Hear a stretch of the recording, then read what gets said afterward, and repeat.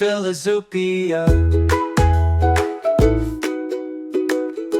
Today, we're taking a really fascinating look at something that, well, it touches all of us, doesn't it? Something that often feels profoundly personal and, yeah, distinctly modern: anxiety. But we're going to approach it from a surprisingly old lens, actually, one that offers a perspective you might genuinely never have considered. Our source material for this deep dive is Søren Kierkegaard's seminal work, The Concept of Anxiety. It was first published way back in 1844. Yeah, think about that for a second. Right. Kierkegaard was grappling with these ideas like decades before Freud even began to formulate his psychological theories. This book, especially if you look at some of the more contemporary translations, it really stands as this monumental piece of psychologically oriented deliberation. You know, a truly profound philosophical and theological inquiry into the very fabric of human experience. And our mission today, as we kind of navigate this dense but incredibly rewarding text, is to unpack Kierkegaard's unique philosophical and theological understanding of anxiety. He doesn't see it as like a mere mental state to be fixed or eradicated with some quick solution. That's not his game at all. Yeah. For Kierkegaard, anxiety is profoundly intertwined with our fundamental freedom, our concept of sin, and the very nature of existence itself. We're trying to look beyond those, superficial solutions to a deeper, maybe more challenging exploration of the foundational human condition and how that condition manifests in the anxieties we face, well, right now, today. Okay, so here's the central question for you, our listener, as we dive in.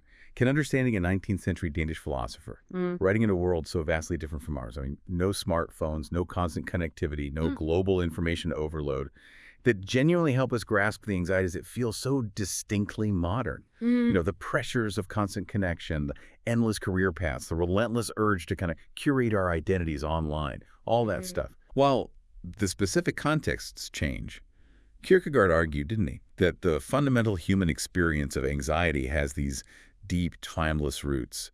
And he was one of the very first to truly, unearth them. Absolutely. And this is where his thought really distinguishes itself, I think. It offers this profound perspective that just shifts our entire understanding. Okay, let's unpack this radical starting point then. Kierkegaard frames anxiety not as some, annoying flaw, not a temporary bug in the system we need to patch, Right. but as an intrinsic struggle tied to our spiritual identities. That immediately challenges so many common modern desires to just make anxiety go away, doesn't it? Completely. We're constantly bombarded with quick fixes, apps promising mindfulness in 5 minutes, breathing exercises, maybe even medication, all aimed at essentially eradicating anxiety. But Kierkegaard, he advocates for acceptance of anxiety rather than relying on superficial solutions. This is a truly counterintuitive stance in our world, isn't it? What does he really mean by anxiety being so deeply spiritual and intrinsic? Does that mean all our modern attempts to just cure it are fundamentally missing the point? Is he suggesting we shouldn't even try to alleviate it? Yeah, that's a crucial and very insightful question because it gets right to the heart of Kierkegaard's distinction. He isn't saying we should, seek anxiety or wallow in it. Not at all. Rather, he posits that anxiety isn't just a psychological symptom like a fever that you can simply medicate away. For him, it's a fundamental condition unique to human beings. Unique how? Well, arising from our very nature as a synthesis, as he puts it, of the temporal and the eternal, of freedom and necessity. Animals, he suggests, they don't experience anxiety in quite the same way because they don't possess this unique blend of self-awareness and freedom. Angels don't either because they are pure spirit and lack the corporeal side. Anxiety, then, is a product of the self, a deep inner tension that is an inherent part of what it means to be human. It's the dizziness of freedom, which is a concept we'll definitely explore in depth. Right. So when he talks about acceptance, he's talking about accepting this inherent part of our spiritual psychological makeup, understanding its origin and purpose, rather than just trying to suppress its symptoms. It's about engaging with it, learning from it, not just seeing it as purely an affliction to be gotten rid of. Okay, that makes more sense. It's not about liking it, but understanding its role. Exactly. And to truly grasp this, we probably need to understand the man himself a bit better. Søren Kierkegaard. He was a prominent 19th century Danish philosopher and theologian, widely considered, a towering figure in existential thought. He wasn't a scientist in our modern sense. He was a philosopher profoundly concerned with individual existence, with faith, with Christian ethics. He was famous for his sharp critiques of Hegelian philosophy. Right. Hegel was the big system guy. Precisely. Which Kierkegaard saw as too abstract, too detached from the lived reality of human experience. He also took aim at what he perceived as the superficial, kind of institutionalized practices of the Church of Denmark at the time. He argued for a more radical, personal, and authentic faith. And he used pseudonyms a lot, didn't he? He did, yeah. Often used pseudonyms in his writing like Vigilius Hoffniensis for the concept of anxiety, to create these intricate dialogues and explore different perspectives on profound themes like faith, despair, and the emotional struggles of individuals making life's ultimate choices.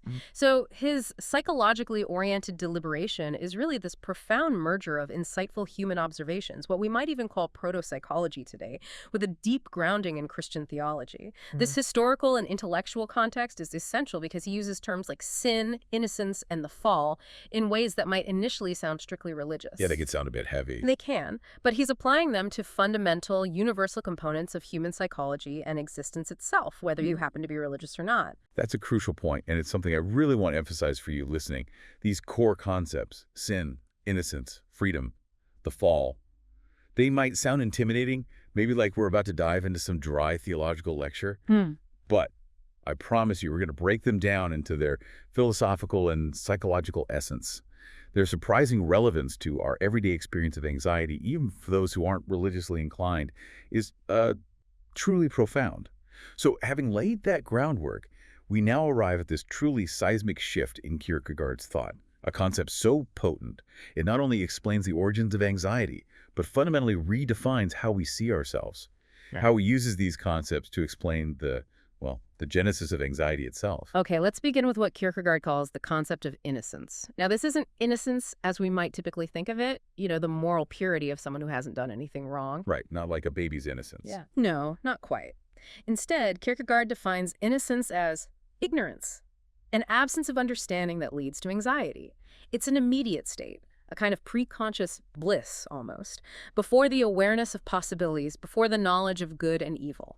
Imagine, like, a pristine, untouched forest before any path is ever blazed. There's no knowledge of what lies beyond, no awareness of choice or consequences yet. This ignorance is innocent, yes, but it's also, precarious. Precarious how? Because even in that blissful state, there's a latent potential for choice, for movement, for the unknown. This creates what he calls a dreaming spirit, and anxiety is an attribute of this dreaming spirit. It's the anxiety of being right on the precipice of self-awareness. But wait, why does not understanding lead to anxiety? Wouldn't that just be blissful unawareness? Well, because within the state of ignorance, the individual is sort of a unified whole, not yet aware of the distinction between body and spirit, or even their own freedom. But this unity is inherently unstable because the possibility of choice, the possibility of distinguishing between good and evil, is always present, lurking. The anxiety, then, isn't a fear of something definite or a specific threat. It's this ambiguous, undefined feeling in the face of the unknown possibilities inherent in existence itself. To illustrate this innocent anxiety Kierkegaard uses, or you could think of, a child standing on the edge of a tall cliff. Now, there's a natural, maybe even instinctive fear of falling, right? A primal anxiety related to self-preservation. Sure. But for Kierkegaard, there's something more profound happening. There's also a pull, a kind of fascination with the abyss, a dizzying sense of possibility. The possibility of falling, sure, but also the possibility of jumping. It's the anxiety of possibility itself. This child hasn't yet conceived of good or evil in jumping or staying. They simply confront the vast, undefined freedom and its inherent risks. This is a state where the individual hasn't yet differentiated between good and evil, hasn't yet actualized their freedom through choice. This anxiety, then, is a kind of primal hum, a low-level dread that accompanies the burgeoning awareness of one's own freedom before it's ever even exercised. That's a fascinating reframe of innocence. Wow. It makes it less about purity and more about potentiality and the inherent unease that comes with it. This brings us to what Kierkegaard considers a truly pivotal concept, Adam's sin and the qualitative leap. He portrays Adam's sin not just as a simple act of disobedience, which, let's be honest, is how we often casually dismiss it. Yeah, the apple story. Right. But as foundational to understanding hereditary sin, marking the inception of sin in humanity. This is where it gets really profound, because it's not just some discrete historical event that happened ages ago. For Kierkegaard, it's a qualitative leap. A leap. Yeah, a jump. It doesn't just introduce sin into the world, it fundamentally transforms human reality itself. It makes anxiety and sin intertwined like a core part of the human condition from then on. Okay, so it's changing the very nature of being human. Exactly. So it's not about judging Adam for eating the apple as if we're somehow paying for his mistake millennia later. It's about understanding the nature of how sin enters the world and how that act fundamentally defines humanity's essence going forward. And here's where it gets really interesting. Kierkegaard emphasizes that each person's first sin similarly brings sin into the world, emphasizing a continuity in the human experience of sin rather than a discrete historical event. Wait, so it's not just Adam, it's us. Yes, it's not just Adam's fall that matters. You experience a similar fall, a similar qualitative leap, when you first consciously commit a sin, stepping out of that state of innocent ignorance. It's a personal leap into self-awareness, into the knowledge of good and evil, and into the weight of moral choice. It's that moment you fully realize your capacity for both good and bad, and the profound responsibility that comes with it. It's not some external decree. It's an internal transformation, a fundamental shift in your relationship to yourself and to existence. Wow, okay. That makes it incredibly personal. And this leads us then to the idea of anxiety as hereditary sin's presupposition. Kierkegaard states that anxiety is foregrounded as intrinsic to human nature. It's the tension, he says, between spirit and corporeal nature, the synthesis of soul and body which is sustained by spirit. Can you unpack that tension a bit more? Yeah. Spirit and corporeal nature. Sure. Imagine your spirit as your aspirations, your ideal, your yearning for meaning and connection, your awareness of the infinite, maybe. And your corporeal nature is your body, your physical needs, your urges, your limitations, your rootedness in the finite world. Okay, got it. Anxiety, for Kierkegaard, is that constant internal hum born from the friction between these two. It's the unease you feel when your soul wants to fly, maybe, but your body is tethered by gravity or illness, or when your ideals clash with your primal instincts and material realities. That sounds familiar. Right. And this isn't a problem to be fixed, in his view. It's the very engine of human self-awareness and potential. This tension, this anxiety, exists in a problematic relationship to freedom, which is neither entirely necessary nor within total control. And it's crucial to understand, again, this isn't about being punished for Adam's sin in some, retributive sense. Instead, Kierkegaard views sin as an inherited condition affecting all individuals, not as guilt passed down generationally, but as a state or a predicament that defines human existence after that initial leap. So a condition, not a punishment. Exactly. Anxiety, then, is the psychological state that precedes and accompanies this condition. It highlights the psychological aspects of human sinfulness, and thereby connects the psychological, ethical, and, for him, the dogmatic spheres. Think about it. If sin had entered the world by necessity, if humans were just programmed to sin, no choice involved, then there could be no anxiety about it. Anxiety exists because we are free to choose, and thus free to sin. The possibility of sin creates anxiety, and this anxiety is a constant companion to our freedom, a reminder of that abyss of possibility.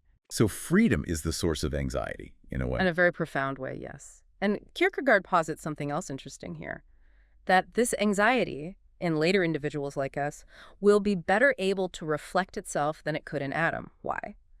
Because of the quantitative accumulation that the race puts behind it. Right. Meaning that the historical context of sin and anxiety intensifies. It becomes more apparent through generations. While Adam experienced that initial anxiety, we, living centuries later, experience it with the full weight of accumulated human history, culture, social complexities, all of it. Each generation adds another layer of choices, another set of possibilities, and with it, another dimension of anxiety. This concept, I think, truly resonates with the compounding anxieties of modern life, doesn't it? Where the sheer volume of choices, information, global interconnectedness, it can make that fundamental tension between spirit and body, possibility and limitation, feel almost unbearable sometimes. Yeah, it really does. Like anxiety on steroids compared to Adam's time. Something like that. And this brings us perfectly to one of Kierkegaard's most famous and honestly evocative phrases, anxiety as the dizziness of freedom. This isn't just some poetic line he threw out. It's a profound encapsulation of the human condition. It's a feeling I think many of us might instinctively recognize, even if we've never put words to it. It's that feeling you get when you confront the sheer, almost terrifying scope of your own freedom. and the, infinite possibilities stretching out before you. Imagine standing on a literal precipice looking down into a vast, dizzying canyon. Yeah. On one hand, there's an almost exhilarating instinct to leap into the unknown, to embrace freedom, the boundless potential of what you could do, who you could be, the path you could take.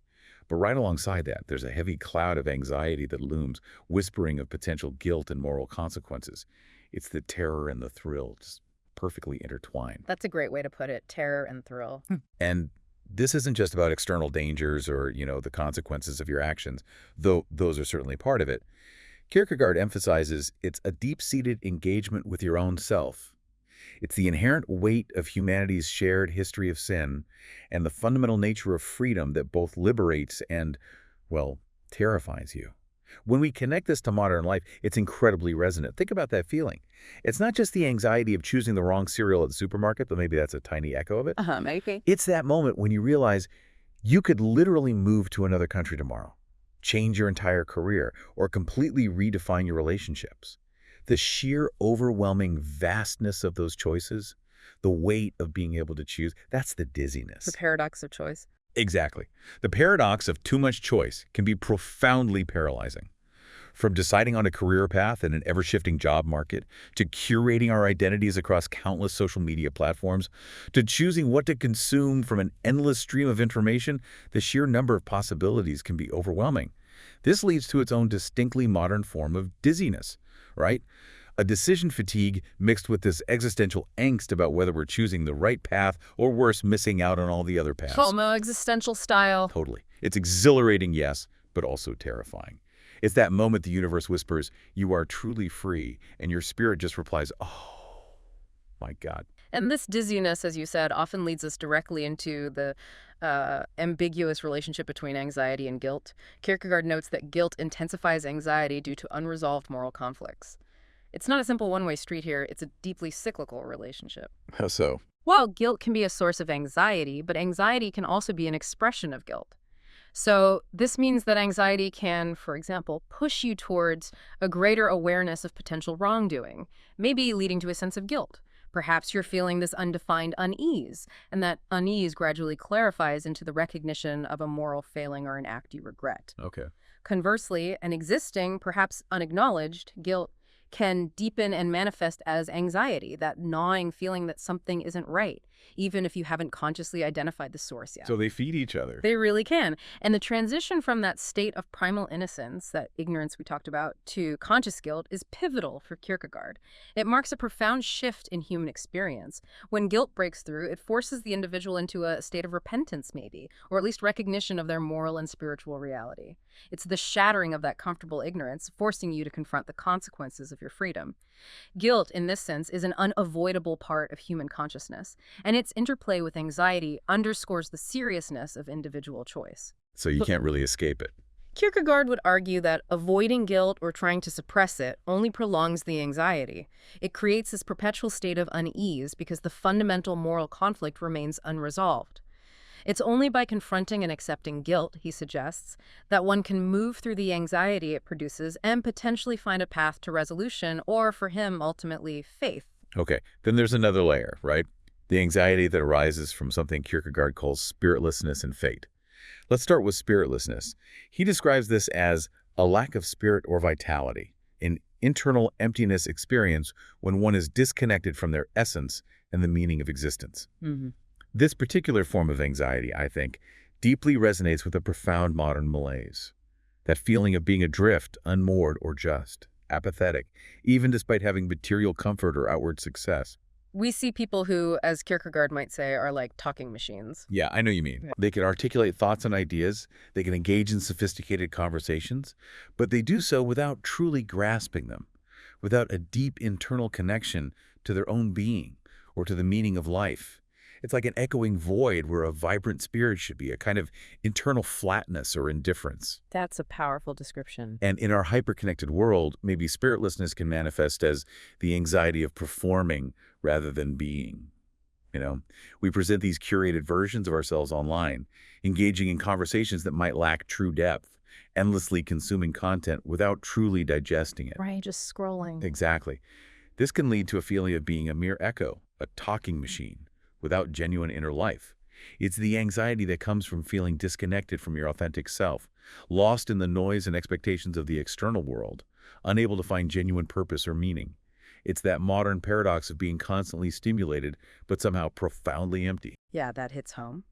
And then there's the flip side, or maybe a related side. Fate, the anxiety stemming from recognition of one's predetermined circumstances. This is the struggle with control, the unsettling realization that, not everything is within our power or choice. Kierkegaard has this striking, almost mystical line about it. Anxiety discovers fate, but when the individual would entrust itself to fate, anxiety switches around and takes fate away.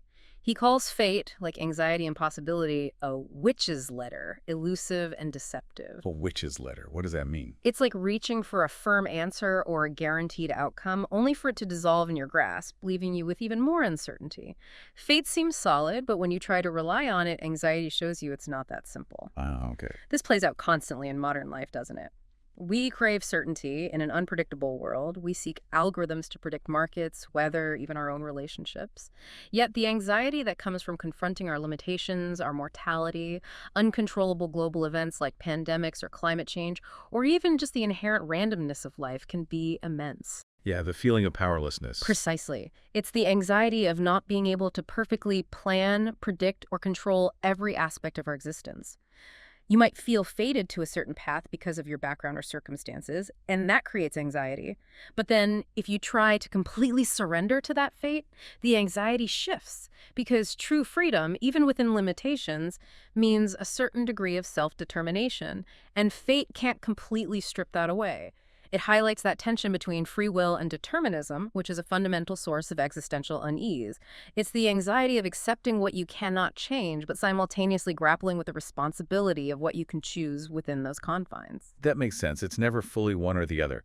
Building on that, we come to a truly fascinating and, I think, often overlooked concept, anxiety about the good, the demonic. Now, this isn't about literal demons with pitchforks, right? No, definitely not in a supernatural sense. It's far more subtle and insidious. So what does Kierkegaard mean when he says modern discourse often neglects the notion of the demonic?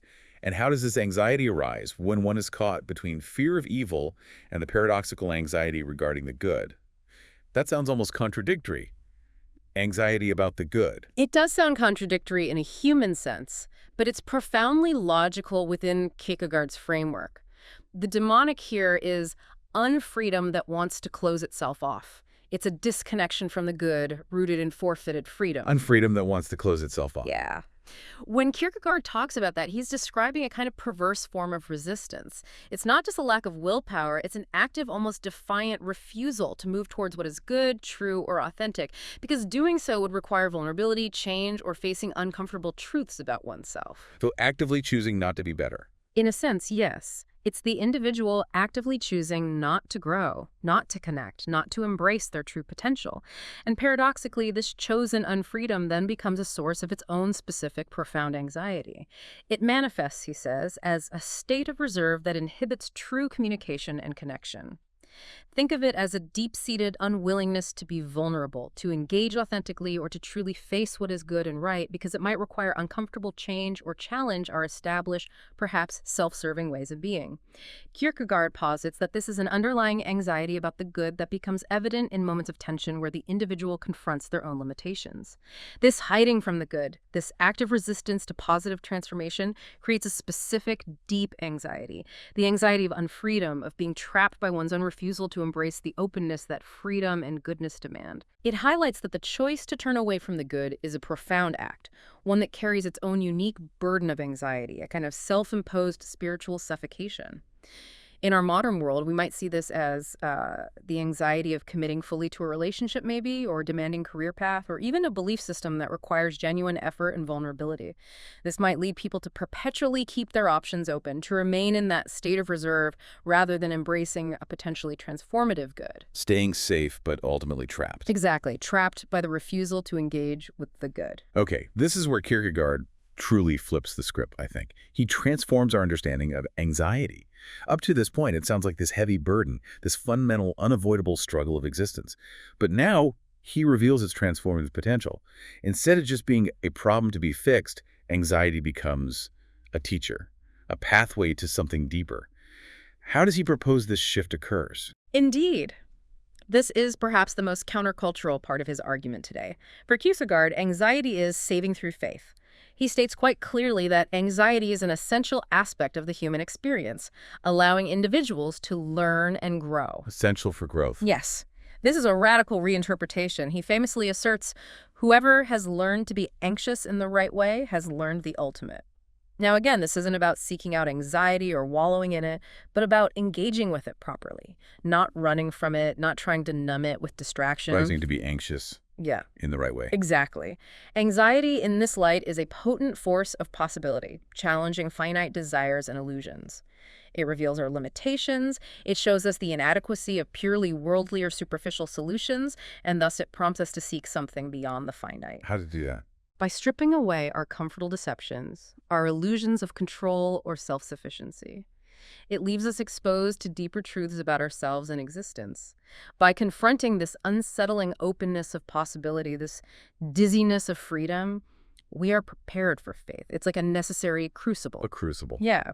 Without the anxiety that arises from confronting our freedom and responsibility, we might remain trapped in a state of naive innocence or just superficial engagement with life, never truly realizing our need for something transcendent. Anxiety, properly understood and engaged with, becomes the very path through which genuine faith can be cultivated and strengthened. It's a painful process, no doubt, but ultimately, he argues, a redemptive one. Okay, so it prepares the ground for faith. And that engagement with anxiety leads directly to faith and transformation through anxiety. Kierkegaard argues that individuals shaped by anxiety achieve a stronger faith, which informs their reality. This isn't a passive faith, right? Not just intellectual assent to some doctrines. It's one that emerges from an honest acceptance of life's infinite possibilities and challenges. By truly facing, not just trying to suppress, their anxiety, by leaning into that dizziness of freedom, individuals can transcend finite concerns and discover deeper truths. This process allows us to understand our ultimate reliance on the infinite. That reliance is key for him.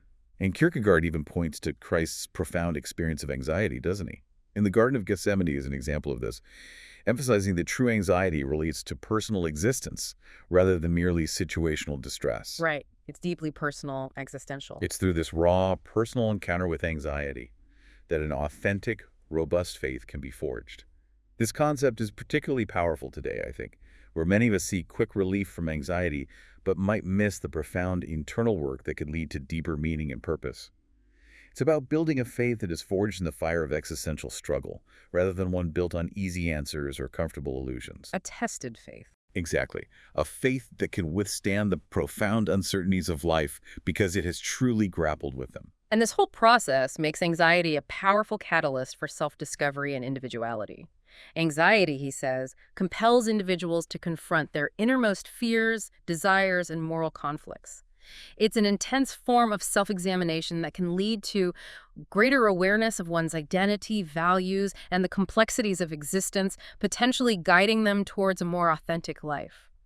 Kierkegaard sees anxiety as, and this is another great phrase, a ministering spirit that leads him against its will where he will. Against its will. Yeah, like anxiety doesn't want to lead you to truth, but its very nature forces you there if you engage with it. It's an uncomfortable guide, perhaps, like a relentless personal trainer pushing you beyond your comfort zone, but one that relentlessly pushes us towards deeper personal truth. It's the discomfort that forces us to look inward and ask the hard questions about who we truly are and what we truly believe. So it's a guide, even if it feels like an enemy sometime. Precisely.